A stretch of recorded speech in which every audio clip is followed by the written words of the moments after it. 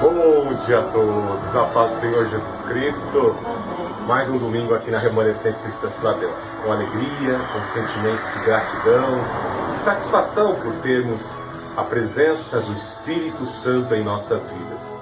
Isso nos traz alegria porque o Espírito Santo é o mesmo Espírito do Deus Altíssimo que ressuscitou o Senhor Jesus dentre os mortos. Como bom a gente saber na vida que aquele que é o maior de todos está conosco. Às vezes estamos enfrentando lutas e nos esquecemos disso, que nós temos um irmão mais velho que é bom de briga, que não perde uma guerra.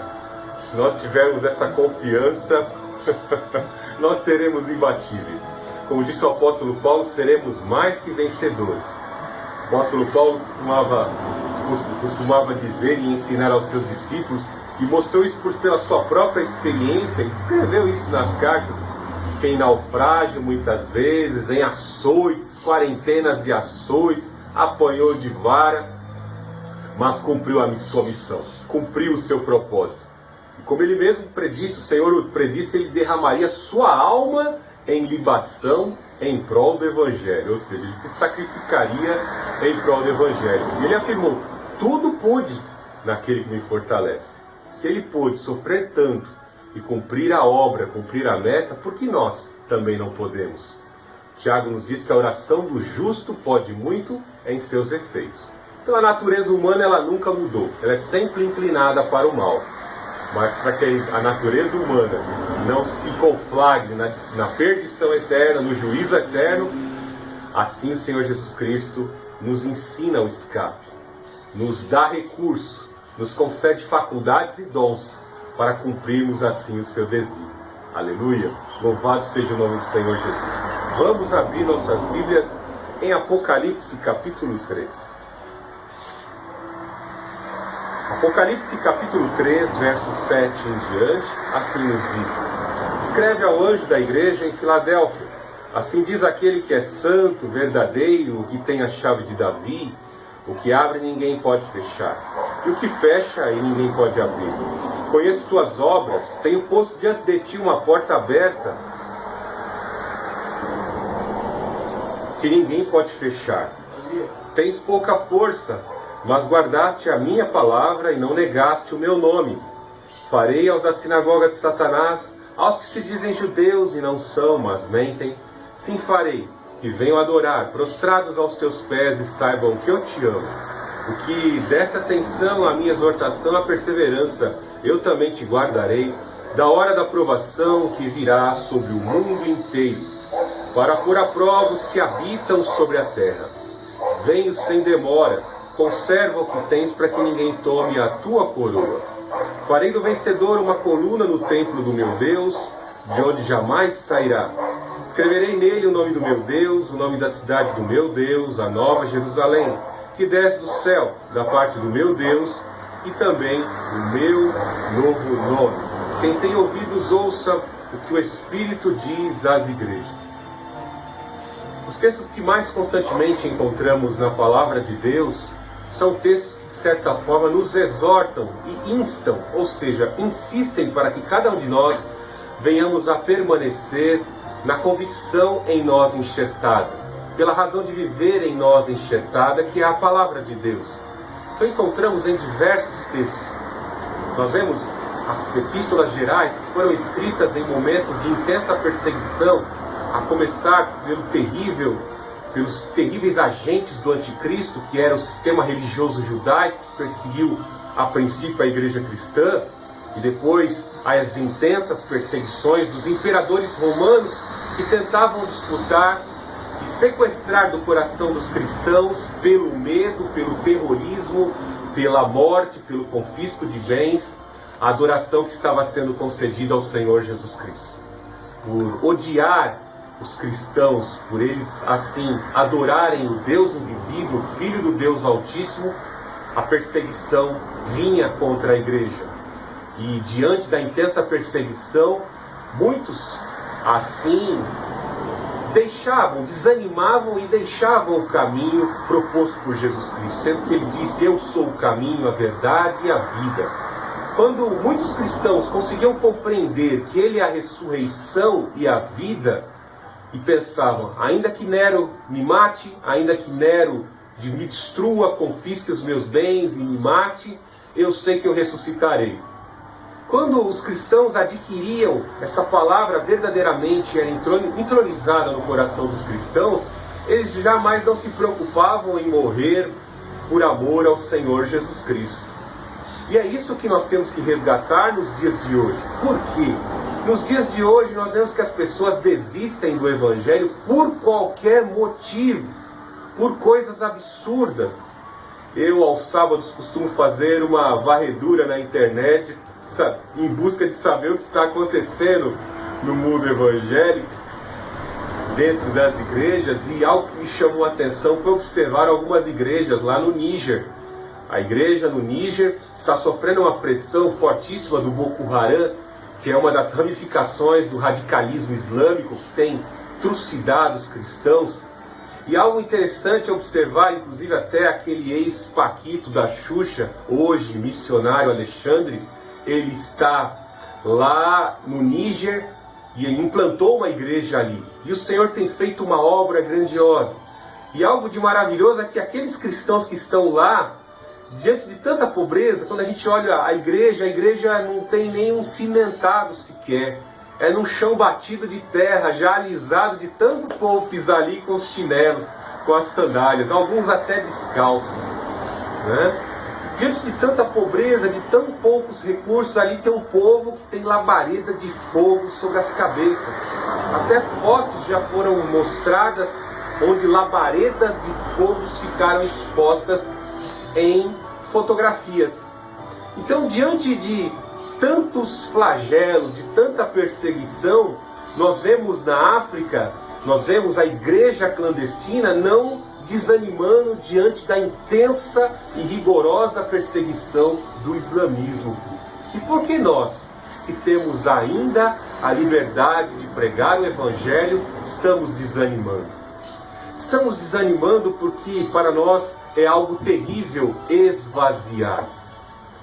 Para nós aqui do Ocidente, que temos casa, que temos água encanada e tantos recursos, é muito difícil se desapegar dos bens materiais. Muitas vezes não estamos dispostos a nos desapegar desses bens, porque o mestre disse claramente: aonde está o teu coração, aí está o teu tesouro. Agora eu vou andar no fio da navalha diante dessa situação, porque fazer uma afirmação como essa dá-se a entender que eu estou negando os discursos que eu venho trazendo, né? De que nós temos que valorizar a iniciativa privada, valorizar a família, valorizar a herança, porque a Bíblia fala disso. Valorizar a herança, valorizar a família, a herança que passa de familiar para os filhos, para os netos, para os bisnetos e assim sucessivamente. As empresas dos cristãos que têm que progredir para gerar emprego, fazer o Brasil crescer. Não estou, em hipótese alguma, em momento algum, desmentindo o que eu já afirmei nos cultos passados. O que eu quero dizer é que muitas vezes Deus nos agracia com saúde, com competências técnicas. Eu conheço engenheiros, eu conheço uma pessoa que é engenheiro de software. Que coração bom para fazer a caridade. Acho que ele vai descobrir com quem eu estou falando, se ele assistir aí. E tem um coração tão bom, mas, como eu já disse isso para ele, né? Ele está apegado a uma doutrina que está vinculada à reencarnação, e a reencarnação nega a vinda e o sacrifício do Senhor Jesus Cristo para extirpar o pecado, né? Então eu conheço um engenheiro de software que ganha muito bem, que é riquíssimo, mas de certa forma não está no caminho certo. Então, voltando ao foco, algumas pessoas não conseguem se desprender, porque tudo aquilo que a gente tem, por maior que esteja a nossa competência, e aquilo que alcançamos com a nossa competência, não é suficiente, não é eficaz para a salvação. E quando nos vemos privados daquilo que conquistamos pela nossa competência, a gente se desanima. Tem gente que desanima da fé porque perdeu o carro. Tem gente que desanima da fé porque perdeu um bem material. Tem menino que se desvia da igreja porque perdeu a namorada trocou ele por outro, né? E vice-versa, tem menina que também não vai mais à igreja porque o menino gosta de outra moça e assim sucessivamente. Quantos pecados estão impedindo as pessoas de servir a Cristo? Quantos pecados que são inerentes ao homem e que são impedimentos de uma comunhão perfeita diante de Deus? Por isso que na sabedoria de Jeremias, quando isso que eu estou dizendo lhe foi revelado, ele disse: do que reclama o homem, que é alma vivente nessa terra, senão dos seus próprios pecados. Nós temos essa inclinação aos bens materiais. Não que não devamos mais conquistá-los, como eu afirmei alguns instantes atrás. Nós temos que trabalhar, nós temos que lutar para conquistar e trazer para dentro de casa aquilo que verdadeiramente precisamos. Mas em hipótese alguma, esses bens conquistados pela nossa competência podem se tornar ídolos ao ponto de nos tornar subservientes. O carro que eu tenho de luxo, eu não tenho um Toyota Corolla, mas se eu tivesse, Toyota foi feito para me servir, para mim passear, para mim fazer compras no supermercado, para mim desenvolver o meu trabalho, tá entendendo? Um automóvel jamais poderia ser o meu senhor. Aqui no bairro onde eu moro, eu já vi algumas pessoas que estão assim. Conseguiram ali comprar o seu carrinho bonitinho, gastou lá uma coxinha, gastou 10 mil reais no carro e gastou mais 10 mil de som, né? Aí chega no sábado de manhã, ele alisa o carro, fica polindo, fica lustrando o carro, né? Idolatrando o automóvel. Tá bem, conseguiu comprar o seu carrinho, mas uma hora ou outra esse bem material vai te frustrar. Uma hora ou outra esse ídolo que não fala, esse ídolo que te traz simplesmente sentimento de ostentação e de conquista, ele vai te frustrar. Porque as coisas dessa terra são efêmeras, elas perdem o valor agregado, elas se depreciam. Por mais bonita que sejam as misses, elas vão ficar velhas, vão ficar enrugadas, ninguém vai poder manter a beleza eterna, ninguém vai poder manter um tesouro eterno. Os faraós pensaram isso, muitos maçons pensam isso até os dias de hoje, acreditando que vão poder acumular. Alguns líderes, alguns ditadores islâmicos estão construindo bunkers porque sabem que um grande cataclisma, um grande conflito de proporção mundial será cometido sobre a terra. E eles sabem que haverá essa destruição e por isso constroem bunkers. Não adianta. O profeta disse que, em João, o profeta João disse que o Senhor vai cavar as montanhas, vai escavar onde eles estão lá protegidos, achando que estão protegidos, e o Senhor lá os encontrará. Joel disse: ninguém escapará do terrível juízo do Senhor. E por que você confia? Você confia no seu corpo? Logo, logo o seu corpo vai começar a pôr para fora os sinais da velhice. Não adianta, não existe pele perfeita. Alguns, pela disciplina da alimentação, conseguem manter por mais tempo uma pele bonita, os cabelos bonitos, mas vai cair. Os cabelos vão cair, os cabelos perderão a força de crescer. Nós temos que observar a sabedoria da palavra de Deus quando ela nos ensina. Basta você sentar numa praça às vezes e ver ali, numa manhã, uma gotinha de orvalho descendo. Tiago fez essa observação. A gotinha de orvalho descendo a curvatura de uma folhinha, né? Ela começa a descer, descer, descer, e quando ela encontra uma inclinação maior, ela desce com mais velocidade ainda. Você já notou? E quando você lutou para chegar até os 18 anos, foi difícil chegar até lá. Quando você chegou nos 18, você já começou a tentar esconder a idade. E aí começou a avançar com uma velocidade assim incrível. Logo você chegou aos 26 anos, logo você estava com 30 anos. Quando você chegou nos 40, foi tão rápido. Quando você passou dos 45, você já começa a imaginar: talvez o que eu tenha daqui para frente é menos do que eu já vivi até agora. Quando estamos diante desta situação, é hora de nós pensarmos aonde nós vamos passar a eternidade. A palavra de Deus, assim como o Senhor Jesus Cristo, os apóstolos que propagaram a palavra de Deus, eles nos ensinaram acerca de uma herança incorruptível que existe no céu. Quando se fala em herança, talvez isso nos alegre, né? E quem morreu? Um tio meu que tem muito dinheiro? Um tio meu que tem bastante imóveis? Eu tenho uma madrinha que tem muito dinheiro. Não que eu esteja torcendo para que ela morra. Talvez eu não faça parte nem do quadro do hall daqueles que receberão a herança dela. Mas uma coisa bem certa, né? Quando vamos receber uma herança, ficamos felizes, né?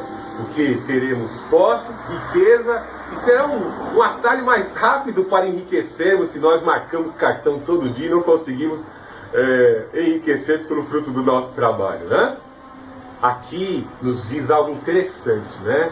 Por maior que seja a herança que você receba nessa terra, como eu disse, elas são efêmeras, elas são provisórias, elas vão se acabar.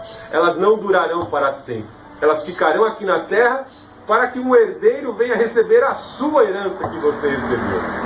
Mas a herança que o Senhor Jesus Cristo tem para nós é algo que não existe crise financeira, não existe perda de valor agregado, não existe depreciação, a traça e os vermes não corroem, não existem banqueiros corruptos que dão calote e você perde. Não existe isso.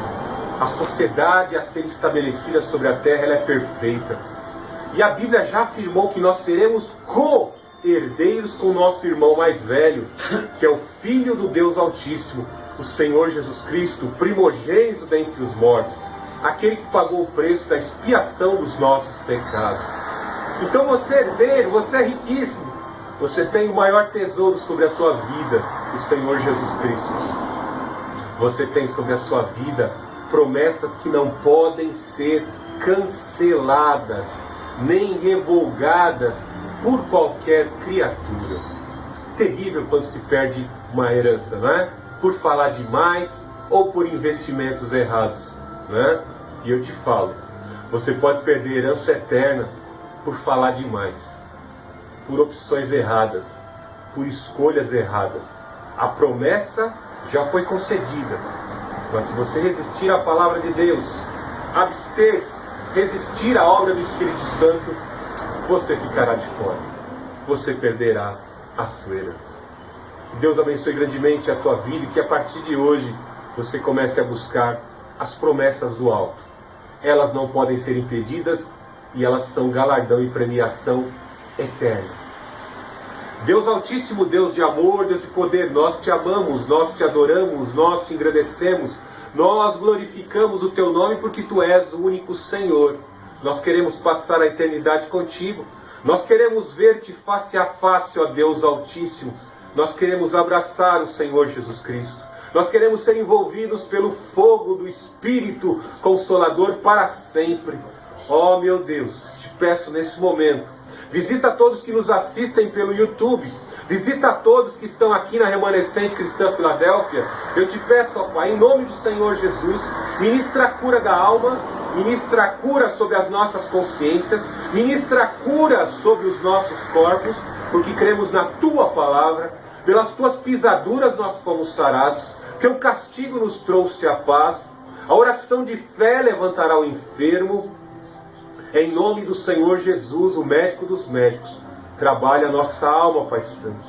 Em nome do Senhor Jesus Cristo, pela presença do Espírito Santo, por obra do mesmo eu suplico, Pai, redireciona o nosso foco, alinha, Pai Santo, as nossas vidas, a Tua mentalidade, a Tua palavra, as Tuas promessas, as Tuas convicções, que possamos nos submeter, Pai. Em nome do Senhor Jesus Cristo, todo espírito imundo contrário ao crescimento da Igreja de Cristo, do Senhor Jesus, seja repelido agora, afugentadas pelo fogo do Espírito Santo, em nome do Senhor Jesus Cristo. Abençoe a nossa igreja, Pai, abençoe o nosso povo. Louvado seja o Deus Altíssimo, louvado seja o Senhor Jesus, o Cristo ressurreto, nosso Rei e Senhor. Louvado seja o Santo Espírito que nos consola, que nos revigora e que está conosco e é o penhor e garantia da nossa salvação. Amém. Deus abençoe a todos. Vamos louvar e exaltar ao Senhor Jesus Cristo nessa manhã.